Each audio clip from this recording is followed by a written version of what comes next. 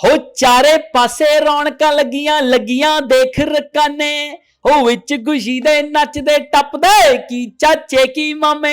My dad is a kitist, he is a world record holder. कुछ लाखों की पतंगे हैं हमारे पास। मुझे एक्शन फिल्म्स बहुत पसंद हैं। जब नया नया आया था तो I used to do lot of Savdhaan India, Crime Patrol, Code Red, episodics बहुत करता था। आप टीवी पे करो, फिल्म में करो, प्रोसेस तो सेम ही है, प्रोसेस में तो अंतर नहीं है। बहुत मिस करता हूँ जी। अभी रिसेंटली भी कॉल आया था उनका। आई डिड नॉट रियलाइज कि Tarak Mehta is so popular, इतना ज़्यादा पॉपुलर है वो नहीं मुझे पता था। वो जब मैंने किया सो आई रियलाइज्ड। आई फील ये चीज़ है भी, जब आपको पता है ना कि मेरी चीज़ चल रही है, हाँ ठीक है मेरा शो तो हिट है। खबर में कितनी सच्चाई है वो तो आई थिंक इस बार का जो सीज़न है वो बताएगा। कुछ सरप्राइजेस को सरप्राइज रहने दो। जिन्होंने फायरिंग की थी पकड़ लिया उनको बॉम्बे पुलिस ने आज। हो यारा बेलियां दे विच बाज गाए नच लो जी सारे। Hi, my name is Kawalpreet Singh and keep watching First India. Hello, आप देख रहे हैं फर्स्ट इंडिया। मैं हूं रजनी दुबे और आज हमारे साथ है very talented actor Kawalpreet Singh, जिनमें काफ़ी सारे टैलेंट हैं। तो चलिए उनसे बात करते हैं उनके अपकमिंग प्रोजेक्ट्स को लेकर। Hello sir, how are you? कैसे Hello आप? जी, I'm very good. आप कैसे हो? बहुत बढ़िया। सबसे पहले welcome on First India. Thank you ji, thank you.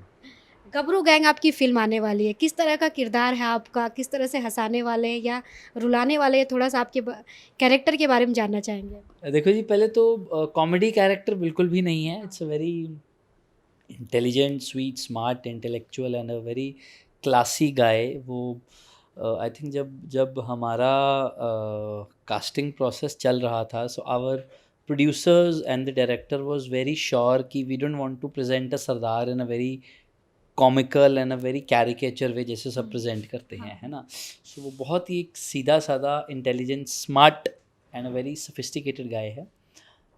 It's first film on kite flying competition. तो पतंगबाजी के ऊपर ये फिल्म बनी है।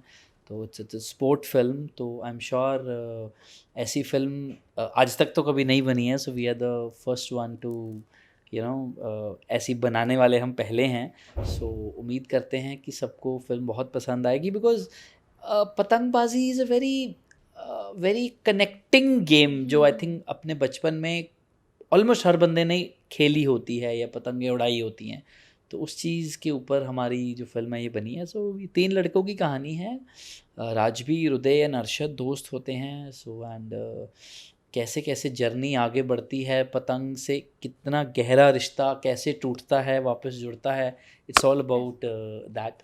तो ये आपको सिनेमा घरों में आके कहानी देखनी पड़ेगी and then you will realise the all the ambience and all the grandeur that हमारे डायरेक्टर ने जो पुट इन किया है इसके अंदर। कितनी उम्मीदें हैं आपको इस फिल्म से कि आज की यंग जनरेशन किस तरह से इसे पसंद करेगी? देखो जी, उम्मीदें तो हर प्रोजेक्ट से बहुत होती हैं। इस प्रोजेक्ट से थोड़ी ज़्यादा है क्योंकि हमने मतलब बहुत आई एम श्योर हर बंदा सारे प्रोजेक्ट्स में बहुत मेहनत करता है, अपने 100% एफर्ट्स डालता है। But I have put in my 500 efforts in that film, because हमारा एक 70 डेज़ का शेड्यूल था। अमृतसर में हमने ये शूट की है film. It's a very different film because and I belong to a kite background. तो मेरे साथ इसका जो कनेक्शन था वो और ज़्यादा गहरा था और ज़्यादा it was more deep. तो I have lot of expectations through this film. बाकी जनता के ऊपर है कि जनता कैसे इसको एक्सेप्ट करती है and it's all about the जनता। हमने अपना काम कर दिया है और जनता का काम है। आपने कहा पतंगबाजी पर ये फिल्म है। हमने सुना है कि आपके पास बहुत महंगी महंगी काइट्स हैं, लाखों में। तो क्या कहना चाहेंगे इसके बारे में? कितने शौकीन हैं आप पतंगबाजी के? Actually my dad is a kitist, he is a world record holder. तो उनको पतंगों का बहुत ज़्यादा शौक है। तो उनके शौक से वो कहते हैं ना, वो कुछ चीज़ें आपके खून में होती हैं। हाँ। तो वो चीज़ें, वो शौक आगे ट्रांसफॉर्म हो गया मेरे अंदर, है ना। तो बाकी उनको पतंगों का शौक है। वो काफ़ी सारे कंट्रीज़ घूमे हुए हैं। तो काफ़ी सारे इंटरनेशनल काइट फेस्टिवल्स उन्होंने अटेंड किए हैं, मैंने भी किए हैं। तो वो क्या होता था कि मेरा था भी, जिस भी कंट्री में जाओ वहाँ की जो बेस्ट पतंगे हैं वो उठा लाओ। तो वो we have a collection of मतलब कुछ लाखों की पतंगे हैं हमारे पास। तो हर पतंग की एक डिफरेंट सिग्निफिकेंस है। मतलब जैसे हमारे पास एक लाइट काइट है, वो रात को जब उड़ती है तो वो चमकती है, उसके ऊपर लाइट्स लगी हुई हैं। तो वो बड़े सारे लोगों ने नहीं देखी भी, ऐसा कैसे हो सकता है, that's a battery operated kite and that's costly kite, मतलब वो फिर हमारे पास एक स्टंट काइट है, वो पतंग लड़ती है अपने आप से, वो दो पतंगे आपस में नहीं लड़ती, तो आपको दोनों हाथों से वो पतंग उड़ानी पड़ती है, एक हाथ से आप नहीं उड़ा सकते, तो वो मतलब अच्छी हवा होगी तभी आप उड़ा पाओगे, है ना। फिर हमारे पास एक एक स्नेक काइट है, वो आई थिंक कुछ 200-250 मीटर का स्नेक है, वो इतनी लंबी है, उसको बहुत ऊपर उड़ाना पड़ता था कि वो प्रॉपर स्नेक दिखे, नहीं तो उसकी पूंछ टच कर जाती है ज़मीन से। तो बहुत सारी ऐसी क्रिएटिविटीज़ हैं जो लेके रखी हुई हैं हमने। बॉलीवुड में अगर आपकी कोई ड्रीम फिल्म की बात करें तो किस तरह की आप फिल्म करना चाहेंगे आगे? देखो जी, मुझे एक्शन फ़िल्म्स बहुत पसंद हैं, मतलब मैं खुद भी थोड़ा-सा एक्शन ओरिएंटेड बंदा हूँ, है ना? So I I would love to do an action film. वो जितने मर्ज़ी बड़े ग्रैंडर की हो, आई वुड मेरी कोशिश यही रहेगी कि जितने एक्शन स्टंट्स मैं खुद परफ़ॉर्म कर सकूँ। In addition to the dupes जो होते हैं, बट मैक्सिमम जो मैं खुद कर सकूँ, मैं डेफ़िनिटली करना चाहूँगा। अक्सर देखा जाता है जो पंजाबी कैरेक्टर देते हैं सरदार के, उनको कॉमेडी में ही रखते हैं, तो आप क्या चाहेंगे इसमें कुछ चेंजेस हो? वो और भी कर सकते हैं, सीरियस सीन भी कर सकते हैं, आपने जिस तरह से कहा एक्शन भी कर सकते हैं। देखो क्या है कि वो ना हर चीज़ की ना कई बार कुछ इमेज बना दी जाती है कि ये चीज़ तो ऐसे है ना। देन वो आई थिंक इमेज ब्रेक किसी ना किसी को तो करनी पड़ती है, बिकॉज वो आई थिंक बॉलीवुड में शुरू से ही ऐसा रहा है कि उन्होंने जब प्रेजेंट किया है तो वो हा हा ही हो बल्ले बल्ले शाबा शाबा, ऐसा नहीं है, वो रियल फैक्ट्स नहीं है। हाँ, अगर कोई किसी को हँसा सकता है, मतलब इसका ये मतलब नहीं है कि वो 24/7 फ़नी है ना? And I think Diljit Dosanjh has taken an initiative to हाँ। Break this barrier, so that's a very good initiative, because वो जब तक कोई उसको आके तोड़ेगा नहीं, वो परसेप्शन नहीं चेंज होगी। तो ये है। आपकी अगर पूरी जर्नी की बात करें इंडस्ट्री में, तो कितने स्ट्रगल आपको लाइफ में देखने पड़े, कितने रिजेक्शन आपको झेलने पड़े थे? देखो ये स्ट्रगल्स तो आई थिंक सबको ही झेलने पड़ते हैं, रिजेक्शन सभी देखते हैं, मैंने थोड़ा ज़्यादा झेला है ना। तो वो आई थिंक वो प्रोसेस है जिसको आप एंजॉय करते हो, क्योंकि आप की जो डेस्टिनेशन है, मज़ा डेस्टिनेशन पे पहुंच के नहीं है, वो प्रोसेस पे मज़ा है। वो इनिशियली लगता था कि यार क्यों ऐसा हो रहा है, ऐसे कैसे दे आर रिजेक्टिंग, बट आहिस्ते आहिस्ते with the passing time you realise कि दिस इज़ अ फैक्ट। आपको अगर कहीं पहुंचना है तो इतनी आसानी से तो मंजिल नहीं मिल जाएगी आपको, आपको बहुत सारे संघर्षों का जो सामना करना पड़ेगा, बहुत सारी आग पे चलना पड़ेगा, पत्थरों पे चलना पड़ेगा बेयरफुट। तो वो प्रोसेस है and I enjoy my process. वो no complaints from anybody, so I am doing my work, I am doing my hard work, and I know कि one day success will be with me. किस तरह से industry में आपकी entry हुई? क्या आपके पहले से कुछ पहचान थी कहते हैं, या फिर आपका बचपन से ड्रीम था कि मुझे बॉल जाना इंडस्ट्री में? क्योंकि पहचान मुझे कोई नहीं थी, मैं जब बॉम्बे आया था तो आई थिंक 3-4 लोग मुझे जानते थे, दोस्त थे मेरे। तो इंडस्ट्री में तो मैं किसी को जानता ही नहीं था, ना मुझे कोई जानता था। तो आज जो भी पहचान बनाई है खुद के दम पे ही बनाई है सारी। तो सो माई पेरेंट्स वर लाइक कि तू जा रहा है, तेन कोई जानता ही नहीं उत्थे, भी तू की करेंगा उत्थे जाके, कित्थे रहेंगा, what will you do. So I was like कि यही पहचान ही तो बनानी है कि कोई नहीं जानता तो लोग जाने, है ना। तो आई थिंक वो आई स्टार्टेड विद स्क्रैच, तो कोई बैकअप नहीं था, कोई गॉडफादर नहीं था। तो आई थिंक अपनी 7 पुश्तों में मैं इकलौता ही लौंडा हूँ जो एक्टर हूँ, तो मुझे नहीं लगता कोई है। तो इनिशिएटिव किसी ना किसी को लेना होता है, तो I think in my family I took that initiative. Punjabi industry भी बहुत अच्छी अच्छी फिल्में बनाते हैं, एक से बढ़कर एक। तो आपको क्या फ़र्क लग रहा है बॉलीवुड और पंजाबी इंडस्ट्री में? देखो फ़र्क तो है, फ़र्क तो है,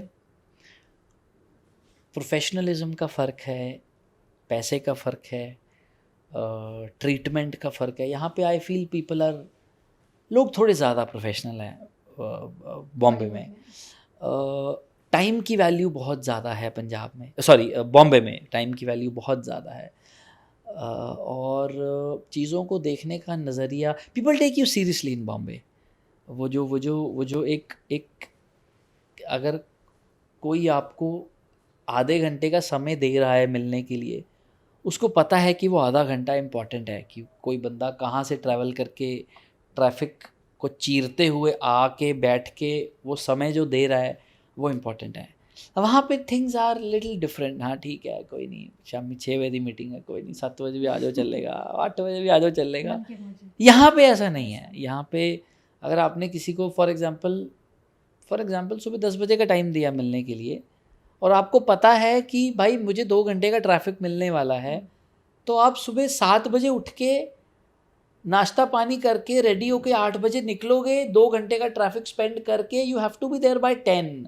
आप वहाँ पे एक्सक्यूज़ नहीं बनाओगे यार मुझे ट्रैफिक मिल गया, बिकॉज वो पता है मिलेगा ही मिलेगा।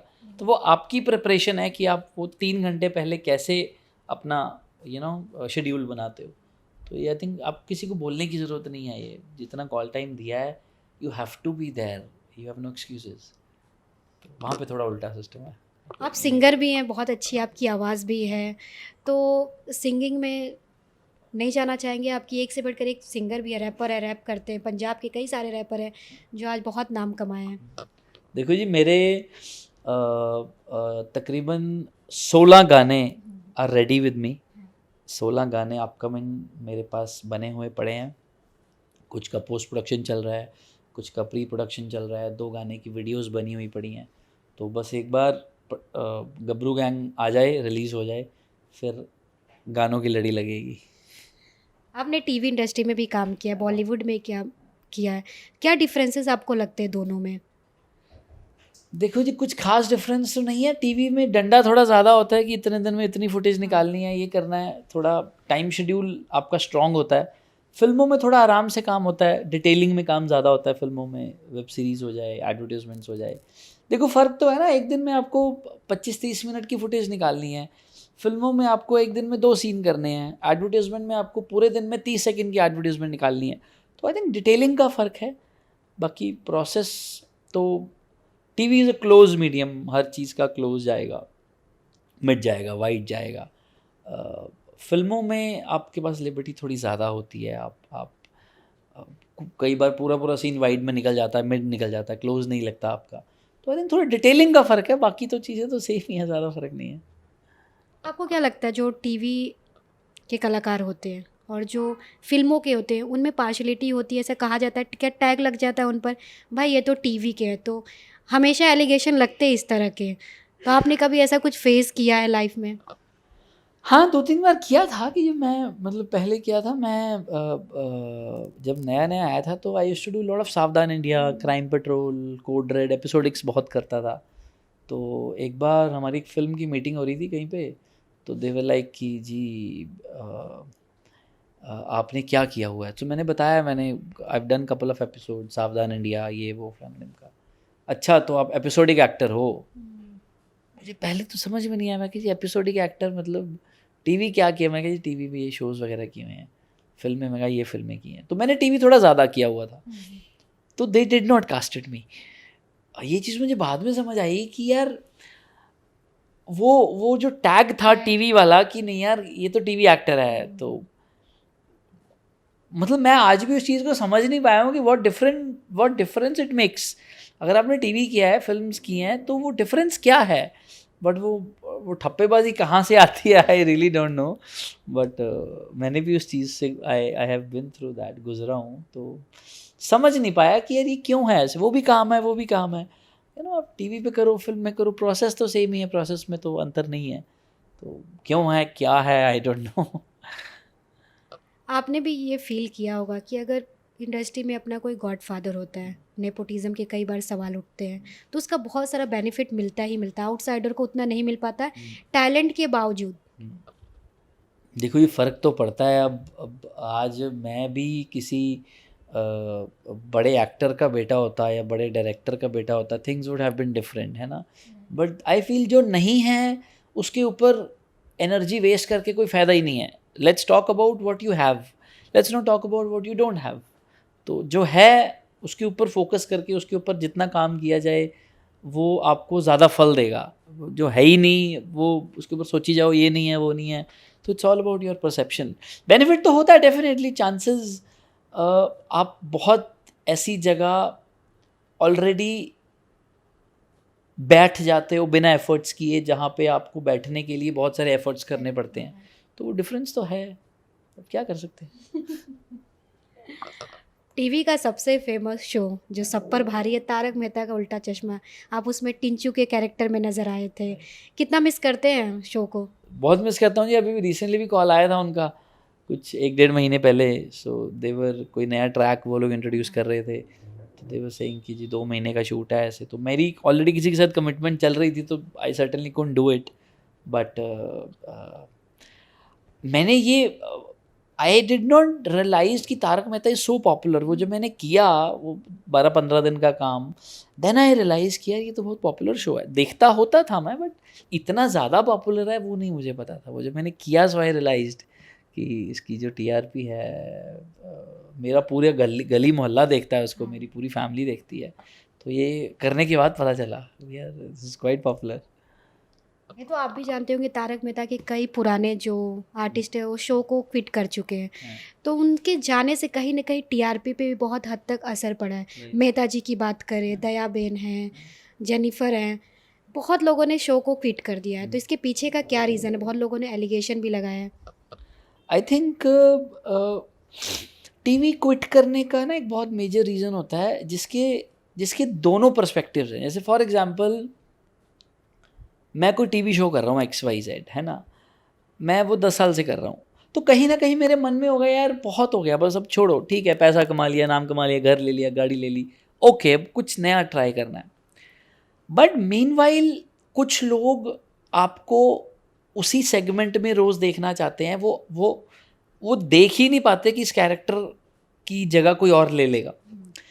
But actors also have to understand this कि या तो वो मैनेज करें कि भाई बाहर भी काम कर लें, साथ साथ वो टीवी भी करते रहें।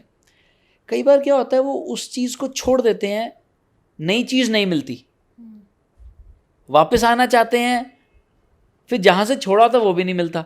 तो आई थिंक ये बड़ा एक कॉम्प्लिकेटेड वो है, इसका उत्तर इतना आसान नहीं है। ये it depends from person to person कि आप, कई बोलता है भाई मैं तो यही करूँगा सारी उम्र, मेरी दुनिया इसी में है। जैसे कई लोग जॉब करते हैं, वो अपनी जॉब चेंज नहीं करना चाहते, जितना पैसा मिल रहा है दे आर हैप्पी। कई हर साल बाद दे वांट टू चेंज, वो they want to change their city also, they want to change their position also. So I think that depends from person to person कि आप कितना खुश हैं, कितने सेटिस्फाइड हैं, और कितना चीज़ों को एक्सप्लोर करने की क्षमता आपके अंदर है। तो कईयों के अंदर होती है, कईयों के अंदर नहीं होती, तो दे वर्क अकॉर्डिंगली। लेकिन जैसे जितने लोगों ने शो छोड़ा है उसमें से ऑलमोस्ट लोगों ने जो प्रोड्यूसर असित मोदी पर ऐसे कुछ एलिगेशन लगाए हैं उन्हें लेकर, इस पर आप क्या कहना चाहेंगे?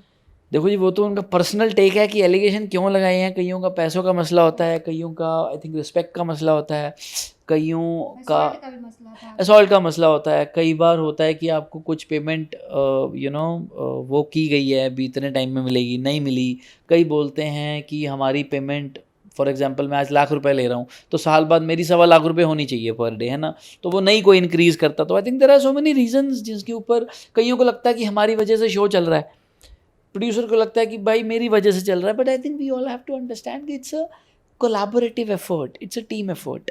एक बंदे की वजह से कई बार चीज़ें नहीं चलती। वो जब एक टीम होती है तो टीम आपको आगे लेके जाती है। तो एक बंदे के करने या निकलने से कई बार बहुत ज़्यादा अंतर नहीं होता। तो I think this thing everybody should understand. Jennifer जिसने मिसेस सोडी का किरदार निभाया था वो शो छोड़ी, काफ़ी कुछ एलिगेशन अभी तक वो कोर्ट में लड़ रही हैं कि असित मोदी के खिलाफ। उनका कहना है बहुत सारे पैसे बकाए थे नहीं दिया, असॉल्ट का भी किया है। तो आप भी तो काम कर चुके हैं, तो कुछ ऐसा आपने महसूस किया था? नहीं, मेरे साथ तो ऐसा कुछ नहीं हुआ। मेरे साथ तो मतलब I feel Tarak Mehta team was very supportive, because मैं उन दिनों एक और प्रोजेक्ट भी कर रहा था। तो मैंने उनको बोल दिया था कि भाई ये डेट्स पे मैं ऑलरेडी, बिकॉज मेरी कास्टिंग बहुत 9th आवर पे हुई थी भी। जैसे आज फ़ोन आया है तो परसों से मेरा ट्रैक शुरू था, तो मैं 1-2 चीज़ें और पैरेलली कर रहा था। तो मेरे साथ अच्छा चीज़ क्या था, मैंने अपना शेड्यूल बना के उनको पहले ही दे दिया था। तो वो मेरे को दिन में 3 घंटे के लिए बुलाते थे, मेरा सीन करते थे, मुझे भेज देते थे। सो आई थिंक वो चीज़ मेरे लिए बहुत अच्छी थी, बिकॉज जब आप 2 चीज़ें कर रहे होते हो और बॉम्बे में स्पेशली, तो आपके लिए चीज़ें मैनेज करनी बहुत डिफ़िकल्ट होती हैं। तो आई थिंक जितने भी दिन मैंने शूट किया तो 5-6 दिन तो उन्होंने बहुत अच्छी एडजस्टमेंट करी थी। जैसे हमारा एक नाइट शिफ्ट था, मुझे आज भी याद है, तो 9 से 9 की शिफ्ट थी, रात को 9 से सुबह 9 की शिफ्ट थी। तो उन्होंने मुझे बोला कि यार तेरा ट्रैक ना, रोड का कोई शूट था, तेरा ट्रैक हम सुबह 3 बजे के आसपास लगाएंगे, तो तू 2 बजे आ जाना, 9 बजे का शूट चल रहा है। रात को मैं कोई और शूट भी कर रहा था, तो मैंने वो शूट फिनिश किया, 12 बजे उसका पैकअप हुआ, घर गया, 1 आध घंटा रेस्ट किया, 2 बजे निकल गया फिल्म सिटी के लिए, 2:30 बजे पहुंचा, उन्होंने 2 घंटे मेरा शूट किया, 5 साढ़े 5 मुझे फ्री कर दिया, तो जाके मैं सो गया। तो एट दैट नाइट मैंने 2 शूट्स पैरेलली कर लिए। तो इन चीज़ों में दे वर वेरी फ्लेक्सिबल कि जिसका जितना काम है उसको बुलाओ, यूज़ करो और जाने दो। सो मेरे साथ things were very sorted and clean. लेकिन एज अ एक्टर कि इतने लोग, मतलब जितने लोगों ने छोड़ा है, कहीं ना कहीं मेकर्स पर, असित मोदी पर कुछ ना कुछ एलिगेशन लगा, इतने सालों का रिश्ता होने के बावजूद, शो छोड़ने के बाद, तो कहीं ना कहीं इस बात में थोड़ी तो सच्चाई हो सकती है। देखो अब इंटरनली किसी के दिमाग में क्या चल रहा है वो तो वही बता पाएगा, बिकॉज आई थिंक हर बंदे के जो एक्सपीरियंसेस हैं वो डिफरेंट हैं। हो सकता है मेरा जो एक्सपीरियंस है आपका वैसा ना हो, आपका जो है मेरा वैसा ना हो, तो कई बार होते हैं, बैड एक्सपीरियंसेस भी होते हैं। तो ये आई थिंक जितना इंटरनली सॉल्व किया जाए उतना एक्सटर्नली सबके लिए बेटर होगा। तो जिस तरह से टीम कहा जाए, जो स्ट्रॉन्ग टीम थी, बहुत लोगों ने छोड़ दिया शो, मेन जो थी दया बेन, तो कहीं ना कहीं ये शो थोड़ा वीक हुआ इनके जाने से, क्योंकि सालों से लोग देखते आ रहे थे। देखो फ़र्क तो पड़ता है, बिकॉज जनरली जिन किरदारों के साथ लोग जुड़ जाते हैं वो उनको टीवी में ना जो कनेक्टिंग पावर है वो बहुत स्ट्रांग है। तो जिनको आप रोज़ देख रहे हो, दिन में 3-3 4-4 बार देख रहे हो, तो आपके दिमाग में वो बस जाते हैं, आप उनको हटाना नहीं चाहते। आप ये रिप्लेसमेंट देख ही नहीं पाते कि यार ये बंदा चला गया तो उसकी जगह कोई और आ जाए। तो ऑडियंस के पर्सपेक्टिव से तो वो है, बट कई बार प्रोड्यूसर और ऑडियंस का पर्सपेक्टिव डिफरेंट होता है, एंड प्रोड्यूसर और एक्टर का पर्सपेक्टिव भी डिफरेंट होता है। तो वो कई बार वर्क कर जाता है, कई बार वर्क नहीं करता। तो इट्स लाइक दैट। नहीं, कभी कभी कैसा होता है, शो बहुत ज़्यादा हिट हो जाता है, लोग बहुत ज़्यादा पसंद करने लगते हैं, तो एक कहते हैं ना, थोड़ी सी ईगो और कॉन्फिडेंट भी आ जाता है स्टार कास्ट में भी, और जो मेकर्स होते हैं उनके, तो कुछ न कुछ कहीं तारक मेहता का उल्टा चश्मा के जो मेकर्स हैं उनके साथ भी कहीं ऐसा हो रहा है, और जो उनके लिए थोड़े गलत जा रहा है, गलत वे में जा रहा है। आई फील ये चीज़ है भी, जब आपको पता है ना कि मेरी चीज़ चल रही है, हाँ ठीक है, मेरा शो तो हिट है, वो आई थिंक वो you should be humble enough to understand कि हर चीज़ जिसकी एक शुरुआत है उसका एक अंत भी है। तो वो आप जितने हम्बल या जितने ग्राउंडेड रह के चीज़ें करोगे वो आपके लिए बेनिफिशियल है। Things will come in a better way if you are humble and grounded, because कब शो बंद हो जाए यू डोंट नो। तो वो जितनी हम्बलनेस से आप चीज़ों, जितना ग्रैटिट्यूड शो करोगे उतना ग्रैटिट्यूड आपको वापस मिलेगा। तो आई थिंक वो एटीट्यूड रख के किसी को कुछ नहीं मिला। तो जितना जेन्युइनली, जितना पोलाइटली आप चीज़ें कर सकते हो, that will come back two way in the same respected manner. तो क्या फिर से टिंचू को देख पाएंगे ऑडियंस? देखो जी, बुलाएंगे तो हम ज़रूर जाएंगे। तो इनका एक बार 2019 में भी कॉल आया था, उसमें उस टाइम भी कोई लंबा कैरेक्टर था, तो मैं जी का एक शो कर रहा था and I was the main lead. तो वो मेरा कॉन्ट्रैक्ट था 1 साल का, तो मैं नहीं छोड़ पाया। अब कुछ अच्छा आता है तो I would definitely look forward to it. जब बिग बॉस 17 स्टार्ट होने वाला था, तो एज अ कपल आपकी और आपकी वाइफ को भी ऑफ़र किया गया था, ऐसी खबरें आई थी, कितनी सच्चाई इस खबर में? देखो ये खबर तो मैंने भी सुनी है, उड़ती उड़ती खबर तो फैली थी। तो खबर में कितनी सच्चाई है वो तो आई थिंक इस बार का जो सीज़न है वो बताएगा कि वो जाने वाले हैं, नहीं जाने वाले, जा सकते हैं। तो आई थिंक कुछ सरप्राइजेस को सरप्राइज रहने दो। लेकिन जब 17 का ऑफ़र आया था आपकी वाइफ के साथ, तो आपने क्यों मना कर दिया? देखो जी, वो मना नहीं किया, वो क्या होता है ना, कुछ चीज़ें देखने में अलग होती हैं, बिहाइंड द सीन्स अलग होती हैं। तो बड़ी सारी चीज़ें आपको बहुत डिटेल में जाके चेक करनी पड़ती हैं कि इसका क्या बेनिफिट है, क्या नुकसान है, टाइम बाउंडेशन क्या है, आपकी कमिटमेंट्स क्या है, मॉनेटरी टर्म्स क्या है, कितनी फिजिबिलिटी है चीज़ों को लेके। तो वो आई थिंक वो let's see how it gets this season.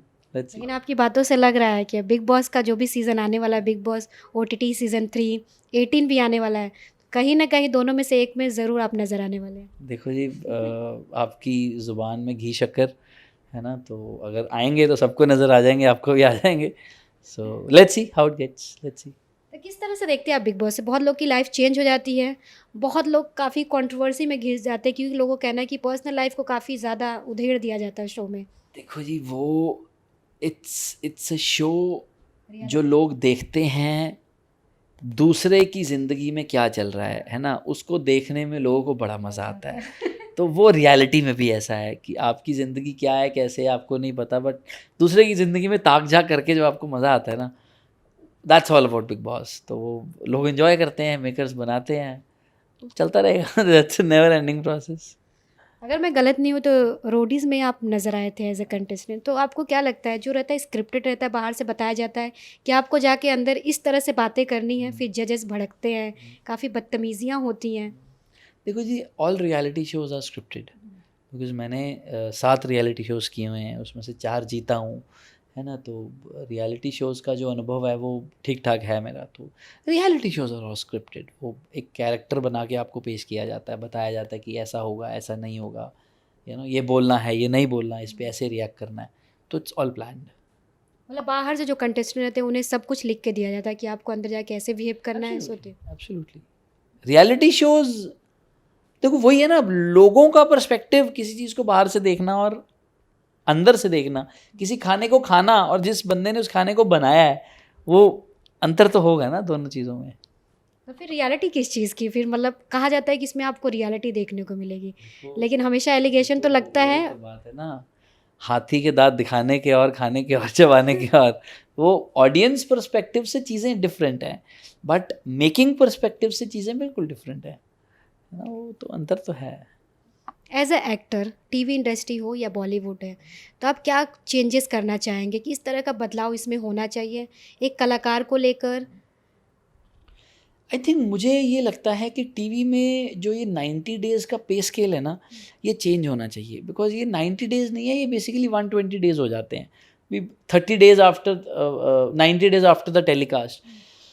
अब I think everybody should understand कि एक्टर के भी खर्चे होते हैं, नॉर्मल बंदों से ज़्यादा खर्चे होते हैं। अगर किसी के पास वो 100 दिनों का बैकअप नहीं है, आपका मकान मालकिन आपको नहीं बोलेगा कि अब 100 दिन बाद रेंट दे दो, आपके घर के खर्चे आपको नहीं बोलेंगे कि अब 100 दिन बाद रेंट दे दो।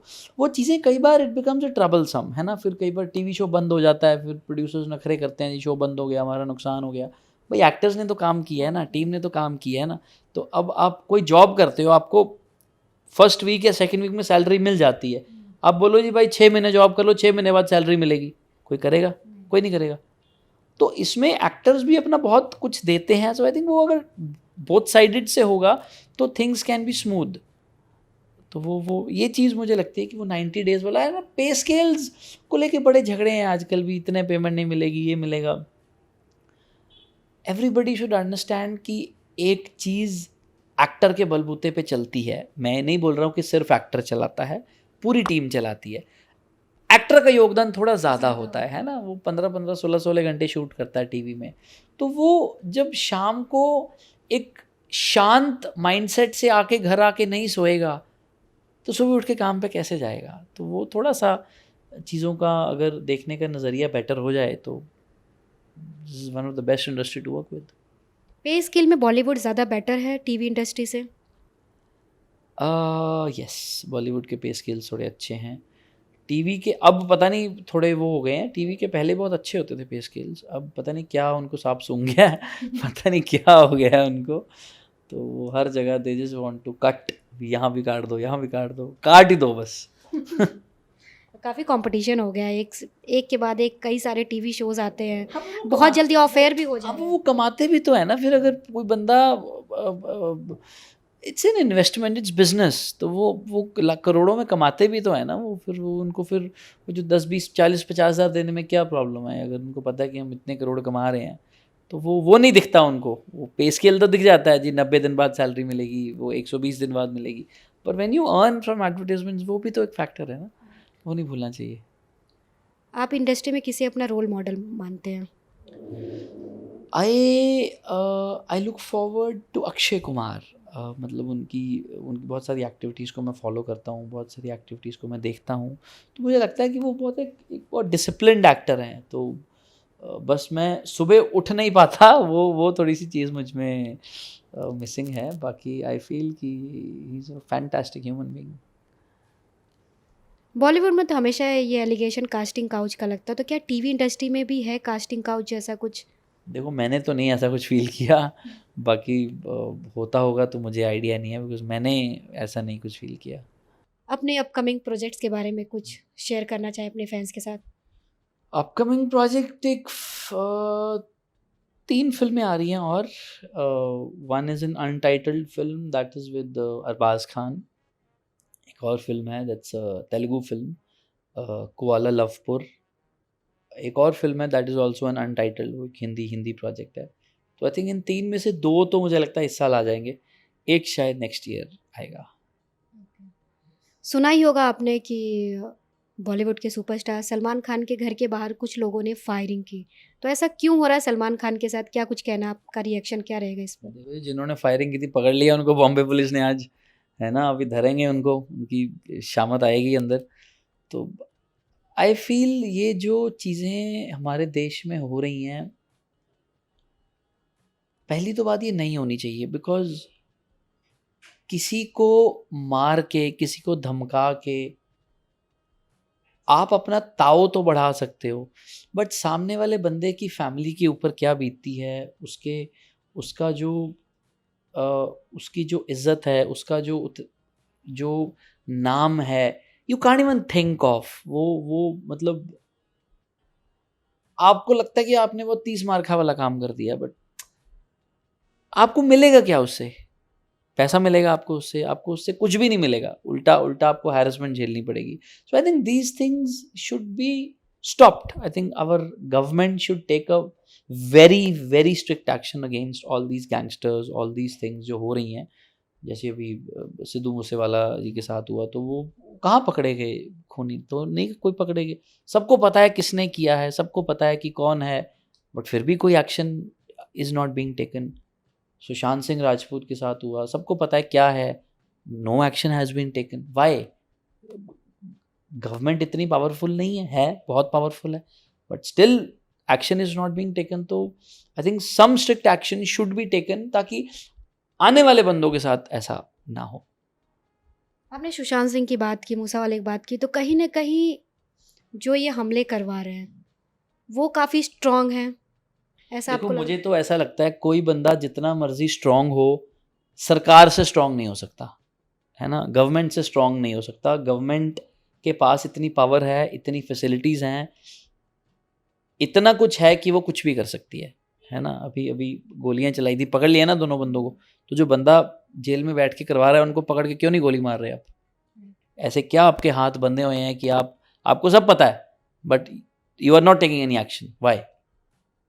बॉलीवुड को इस पर कुछ एक्शन लेना ज़रूर चाहिए, तो क्या लग रहा है इस पर? बॉलीवुड के ऊपर ही हो रहा है, बॉलीवुड क्या है इसके ऊपर नहीं नहीं, इस एक्शन पर लेगा? उनको गवर्नमेंट से मुलाकात करके हाँ, कुछ तो मतलब एक्शन कुछ लेने के बाद करना जैसे। चाहिए, बिकॉज़ देखो कल को आज उनकी बारी है, कल को हमारी बारी भी हो सकती है। सो वो I think government should take some action, government should do something about it, because कल को कोई भी हो सकता है। तो इसमें ना जो जितने भी एक्टर हैं, एक्ट्रेसेस है बॉलीवुड के जितने, इसमें अब इस वक्त यूनिटी दिखाने की ज़रूरत है, स्टैंड लेने की ज़रूरत है, ताकि वो गवर्नमेंट के पास अपनी बातें, अपनी प्रॉब्लम्स लेकर जाएं। देखो यूनिटी ही तो नहीं है हमारी इंडस्ट्री में, यही तो सबसे बड़ी दिक्कत है। यूनिटी हो तो, जब अपनी बारी आए तब एक्शन लेंगे। हाँ यूनिटी हो तो चीज़ें कहाँ की कहाँ हो जाएँ। यूनिटी तो बहुत बड़ी चीज़ है। यूनिटी से तो बहुत सारी चीज़ें सॉल्व की जा सकती है, बहुत सारी चीज़ें हैंडल की जा सकती हैं। यूनिटी हो तो फिर गेम ही चेंज हो जाए।